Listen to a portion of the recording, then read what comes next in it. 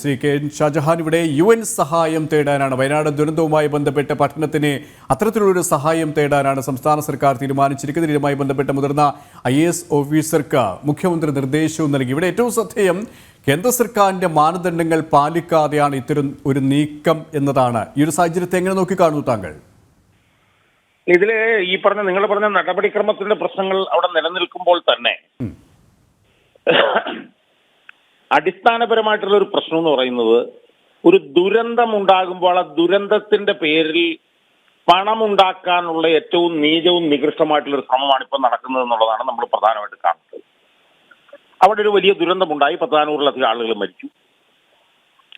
ആ 400-ലധികം ആളുകൾ മരിച്ചതുമായി ബന്ധപ്പെട്ടുകൊണ്ട് 2000 കോടി രൂപയാണ് ഇപ്പൊ കേന്ദ്ര ഗവൺമെന്റിനോട് ചോദിച്ചിരിക്കുന്നത്.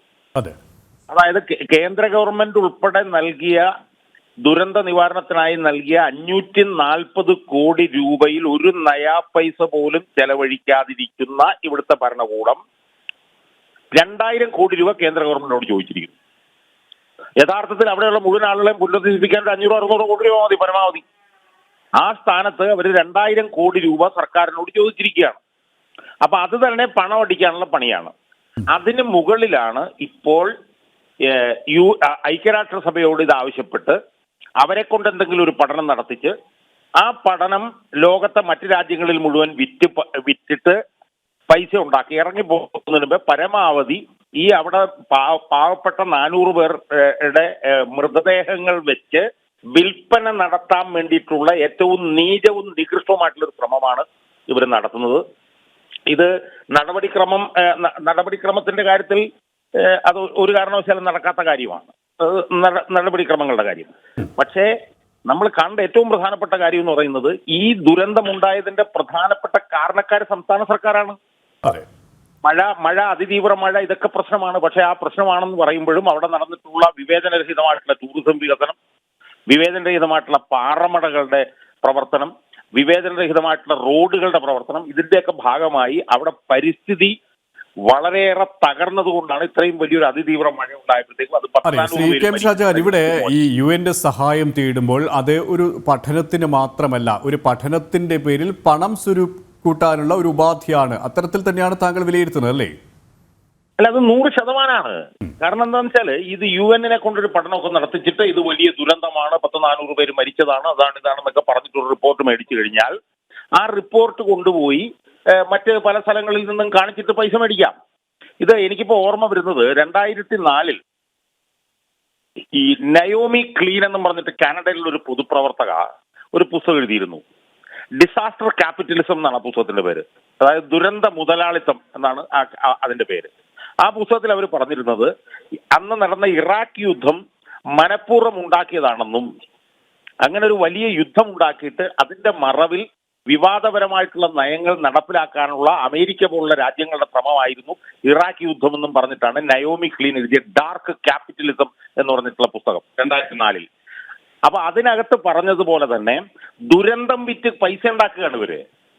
മൃതദേഹങ്ങൾ കാണിച്ചിട്ട് ആളുകളിൽ നിന്ന് പണം ഉണ്ടാക്കാനുള്ള ഏറ്റവും കുൽസിതമായിട്ടുള്ള, ഏറ്റവും നീചമായിട്ടുള്ള ഒരു ശ്രമമാണ് അവർ നടത്തുന്നത്. അത് ഇപ്പോൾ തന്നെ കേന്ദ്ര ഗവൺമെന്റുമായി ബന്ധപ്പെട്ട് അവരത് തന്നെയാണ് നടത്തുന്നത്. കാരണം 500-600 കോടി രൂപ മതി ഇവിടെ ഈ പുനരധിവാസം പൂർണ്ണമായി നടപ്പിലാക്കാൻ. അതിൽ കേന്ദ്ര ഗവൺമെന്റ് ഡിസാസ്റ്റർ റെസ്പോൺസ് ഒക്കെ ആയിട്ട് ബന്ധപ്പെട്ട് നൽകിയിട്ടുള്ള 540 കോടി രൂപയിൽ ഒരു പൈസ പോലും ചെലവഴിക്കാതെ ഇവിടെ ഇരിക്കുകയാണ്. അങ്ങനെ ഇരിക്കുമ്പോഴാണ് 2000 കോടി രൂപ കേന്ദ്ര ഗവൺമെന്റിനോട് ചോദിക്കുന്നത്. ഈ പണം എന്തിനാണ് ചോദിക്കുന്നത് നമുക്കറിയാം. കാരണം ബാക്കി പണം വക മാറ്റി, ഇപ്പൊ ഓണവും ഇതുപോലുള്ള കാര്യങ്ങളൊക്കെ വരികയാണ്, വക മാറ്റി പല പല മേഖലകൾക്കും നേരത്തെ ദുരിതാശ്വാസ നിധി കൊടുത്ത പോലെ കൊടുക്കാൻ കഴിയും. അതും പോരാഞ്ഞിട്ട് വിദേശ രാജ്യങ്ങളിൽ നിന്ന് കൂടി ഈ മരണത്തിന്റെ പേരിൽ കാശുണ്ടാക്കാൻ വേണ്ടിയിട്ട് നടത്തുന്ന ഏറ്റവും നീചവും കുൽസിതവുമായിട്ടുള്ള ഒരു ശ്രമമായിട്ട് മാത്രമേ നമുക്ക് ഇതിനെ കാണാൻ പറ്റൂ എന്നാണ് എനിക്ക് സൂചിപ്പിക്കാൻ.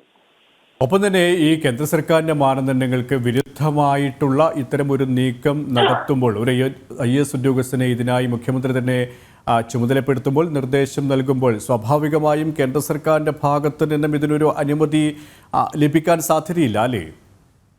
അല്ല, ഇത് യാതൊരു സംശയമില്ലാത്ത കാര്യമല്ലേ. ഇതിനു മുമ്പ് കുറച്ചു ദിവസം മുമ്പ് നമ്മൾ കണ്ടായിരുന്നല്ലോ വിദേശ രാജ്യങ്ങളുമൊക്കെ ആയിട്ടുള്ള കാര്യങ്ങൾ നടപ്പിലാക്കാൻ വേണ്ടിയിട്ട് ഒരു IAS ഉദ്യോഗസ്ഥയെ നിയമിച്ചത്.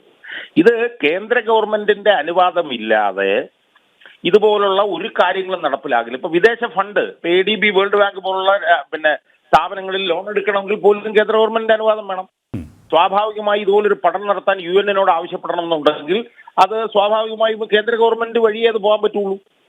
കേന്ദ്ര ഗവൺമെന്റിനെ അത് ആവശ്യപ്പെടാൻ പറ്റുള്ളൂ. On behalf of Kerala government കേന്ദ്ര ഗവൺമെന്റിനെ അത് ആവശ്യപ്പെടാൻ പറ്റുള്ളൂ എന്നിരിക്കെ ഇങ്ങനൊരു ശ്രമം നടത്തുന്നതിന്റെ ലക്ഷ്യം എന്ന് പറയുന്നത്, ഒന്ന്, അത് അനുവാദം കിട്ടിയാൽ അതിന്റെ പേരിൽ പൈസ ഉണ്ടാക്കാം, അനുവാദം കിട്ടിയില്ലെങ്കിൽ കേന്ദ്ര ഗവൺമെന്റിനെ കുറ്റപ്പെടുത്താം. ഈ രണ്ട് ലക്ഷ്യങ്ങളാണ് ഇതിന്റെ പുറകിലുള്ളത് എന്നുള്ളത് വളരെ വ്യക്തമാണ്.